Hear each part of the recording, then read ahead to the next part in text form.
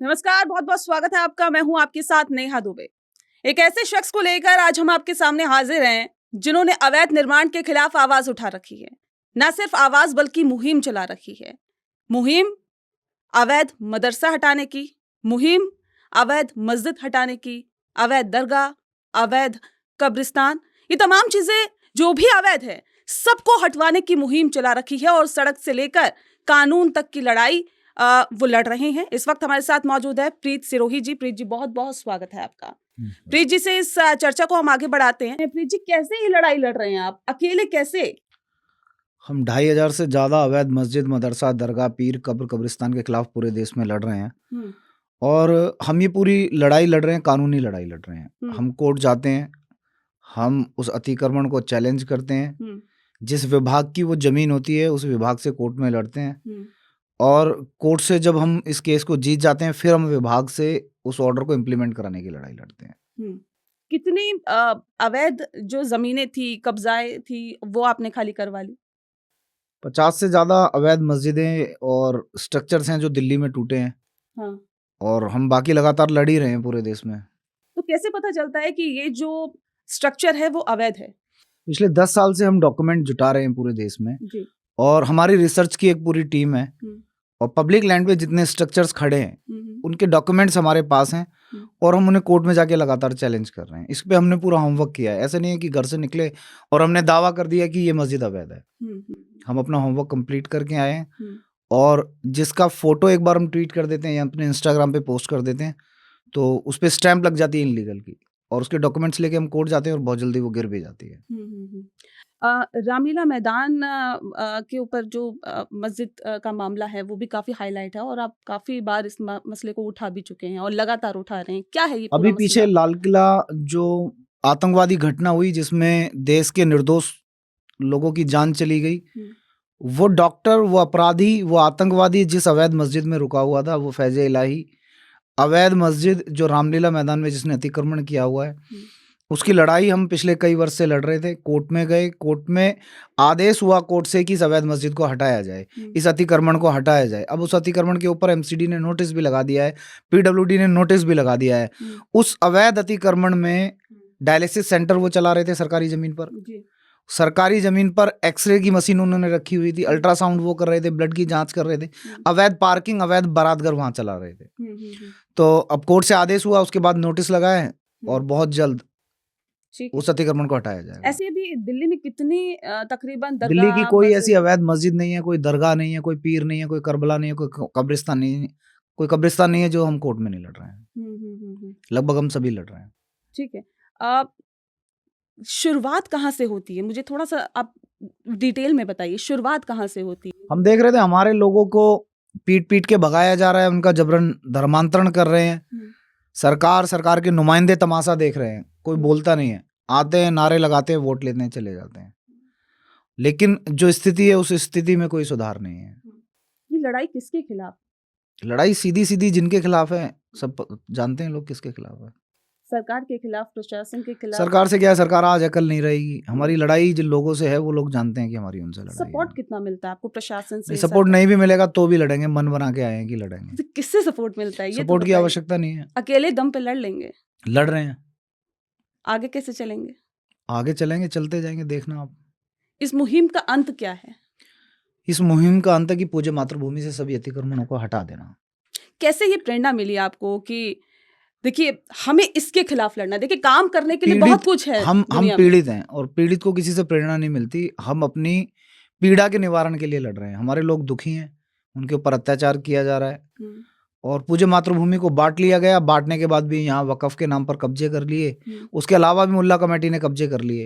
अब हमारी जमीनों पर आप कब्जे करते चले जाएंगे, हम तमाशा देखते रहेंगे, तो एक दिन झोला उठा के फिर भागना पड़ेगा। तो हमारे लोगों को ना भागना पड़े इसलिए हम लड़ रहे हैं। लेकिन ये भी देखा गया कि लोग आवाज उठा रहे हैं आपके खिलाफ, आपको खूब गालियां दे रहे हैं। जहां तक मैंने आपके बारे में रिसर्च किया, आपको खूब गालियां मिलती है, आपको आपके खिलाफ आवाज उठाई जाती है। डर नहीं लगता? नहीं, डर जैसा तो कुछ भी नहीं है और डरना समाधान भी नहीं है। जो लोग डर रहे हैं वो डर के बैठे रहेंगे, वो डरते रह गए, इन्होंने देश बांट लिया। वो डरते रह गए, इन्होंने हमारे लोगों का धर्मांतरण कर दिया। हम्म, वो डरते रहे, इन लोगों ने हमारी बहन बेटियों को लव जिहाद का शिकार बना दिया। हम्म, और अगर अब भी डरते रहे तो ये संपत्ति, ये वैभव, ये घोड़ा, ये गाड़ी, ये सब छोड़ के भागना पड़ेगा, या सर पर टोपी पहननी पड़ेगी। हम्म। कभी धमकी मिली है आपको? मिलती रहती है, इन बातों को मैं ज़्यादा मायने नहीं लगाता। हम्म, धमकी दे रहे हैं, लेकिन जिन सेंटरों से धमकी दे रहे हैं वो सेंटर में गिरवा देता हूँ। हम्म, जहाँ बैठकर ये मुझे फेक कॉल करते हैं, हम्म, मुझे धमकियाँ देते हैं, हम्म, इंटरनेट पर मुझे गालियाँ देते हैं, वो हम्म। सेंटर में ध्वस्त करा देता हूँ। कोर्ट में लड़ता हूँ, वो गिर जाते हैं। अच्छा। तो इनकी गालियों का जवाब, इनकी धमकियों का जवाब मैं इनकी अवैध मस्जिदें गिराकर, हम्म, अवैध कब्रिस्तान खाली कराकर, इनकी दरगाह कब्रगाहें जो अवैध हैं, जो सरकारी ज़मीन पर हैं, हम्म। जो पब्लिक लैंड पर बनी हुई हैं, उन्हें गिरा कर देता हूँ। तो मैं गाली का जवाब गाली से नहीं देता, इनके स्ट्रक्चर गिरा कर देता हूँ। कितना मुश्किल होता है सड़क से लेके कोई मुश्किल नहीं है, कानून तक मन का। बना के आए हैं, कोई मुश्किल नहीं है। हम्म, मुश्किल है तो ये है कि जो अधिकारी मनमानी कर रहे हैं वो मनमानी करना छोड़ दें। जो सरकारी ज़मीन है वो सरकारी ज़मीन है, हम्म, जो पब्लिक लैंड है वो पब्लिक लैंड है। हम्म, उस पर अगर अवैध मस्जिद है तो वो गिरेगी, चाहे वो रेलवे स्टेशन पर बनी है, फुटपाथ पर बनी है, हम्म। सरकारी हॉस्पिटल के अंदर बनी है, सरकारी स्कूल के अंदर बनी है, वो गिरेगी। लेकिन मैंने एक दो वीडियो ऐसी भी आपकी देखी जिसमें ये कहा गया है कि अगर मस्जिद अवैध है तो सामने वाला मंदिर भी अवैध है। उसके बारे में क्यों नहीं बोलते ये प्रीत सिरोही?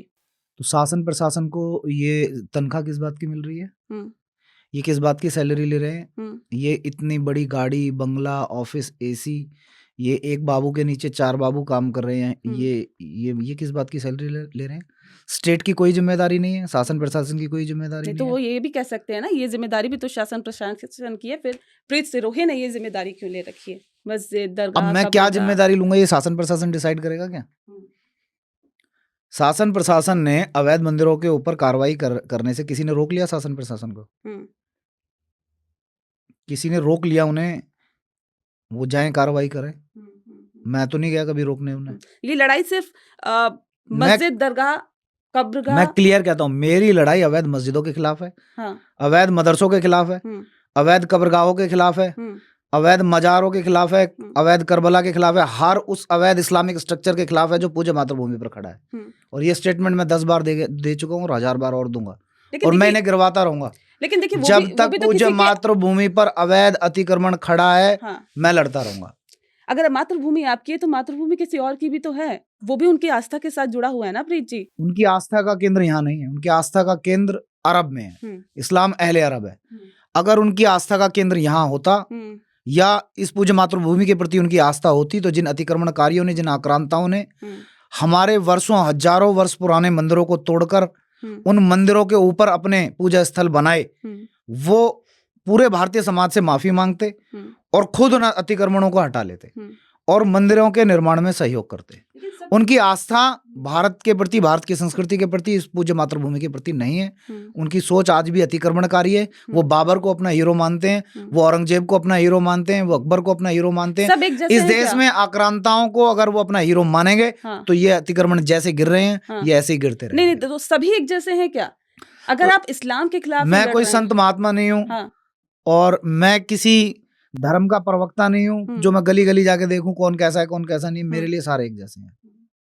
और जिन्होंने देश के लिए बहुत कुछ किया, एक बेहतर साइंटिस्ट अब्दुल कलाम, वो भी तो मुस्लिम थे। आप ये सोचो कि मैं किसी अपवाद के ऊपर कोई टिप्पणी कर दूं तो मैं किसी अपवाद के ऊपर टिप्पणी नहीं करूंगा। वो अच्छे होंगे तो देश ने सम्मान दिया है, वो अच्छे नहीं होते। कई क्रिकेटर रहे हैं बहुत अच्छे, तो क्रिकेटर क्रिकेटर होना कोई बहुत बड़ी बात है क्या? नहीं, बड़ी बात नहीं है। क्रिकेटर होना कोई बहुत बड़ी बात है क्या?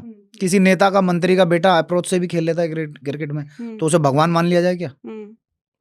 उसे भगवान मान लिया जाए? वो बात नहीं कह रही, मैं ये कह रही हूँ कि क्या सारे देश के निर्माण में भूमिका कितनी है ये आंखें बंद करेंगे मस्जिद में बैठकर उन्हें खुद पता लग जाएगा देश के निर्माण में उनकी कितनी भूमिका है।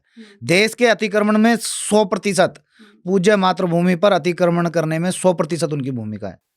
तो आदमी आंख बंद करता है, उसे खुद पता लग जाता है देश के निर्माण में कितनी भूमिका है, देश के विध्वंस में, देश में अतिक्रमण करने में तुम्हारी क्या भूमिका है। अच्छा ये बताइए, ये दरगाह पहले भी इतनी थी क्या? हर गली नुक्कड़ मोहल्ले में अगर हम देखते हैं तो। ये तो प्रशासन से पूछो आप। ठीक है, तो कैसे, जैसे आपको पता चलता है ना, ये पहले तो दरगाह नहीं थी, अब ये दरगाह हो गई, फिर वहां पे प्रीत सिंह जाते हैं तो क्या करते हैं? जाते नहीं है, जाते ही नहीं, हम सीधा कोर्ट जाते हैं। अच्छा, हम किसी वायलेंस के पक्ष में नहीं है। हम जाएं सड़क पर ड्रामा करें, एक वीडियो शूट कराएं और फिर वो वीडियो बहुत ज्यादा वायरल हो और वायरल होने के बाद फिर हम दूसरी वीडियो बनाएं, नहीं। हमें पता लगता है यहाँ अवैध दरगाह है, हम्म, हमारे पास उसके डॉक्यूमेंट हैं, हम्म, हम उस डॉक्यूमेंट्स को लेके कोर्ट जाते हैं, उसे गिरा देते हैं, हटा देते हैं। हम्म, हम इस तरह के किसी हाई हू में या किसी वायलेंस में बिलीव ही नहीं करते। ये अतिक्रमण है, ये सड़क के ऊपर कानूनी अतिक्रमण तरीके है, से लड़ना ये है। फुटपाथ के ऊपर अतिक्रमण है, हाँ, ये हाँ। पार्क के अंदर अतिक्रमण है, तो ये हटना चाहिए बस। अच्छा, कोई वीडियोबाजी नहीं करनी और कोई इतनी ज़्यादा मतलब बात इंटरनेट पे नहीं बोलने की कि बातें बस बोल दो और घर चले जाओ, क्योंकि हम मतलब कोई किसी धर्म के प्रवक्ता नहीं है। हाँ, हाँ। हमारी लड़ाई है, जिनसे लड़ाई है उनसे क्लियर लड़ाई है, तो कब आपको ऐसा लगा कि देखिए शुरू से, बचपन से। बचपन से, हाँ, और लड़ाई लड़नी कब शुरू की? जब ताकत में लड़नी शुरू कर दी, जितनी ताकत में आएंगे उतनी ताकत के साथ लड़ते कब से रहेंगे। लड़ रही तो बताइए। लड़ रहे हैं 15 साल से, लड़ रहे हैं लगातार, और लास्ट तक लड़ेंगे, अंतिम सांस तक।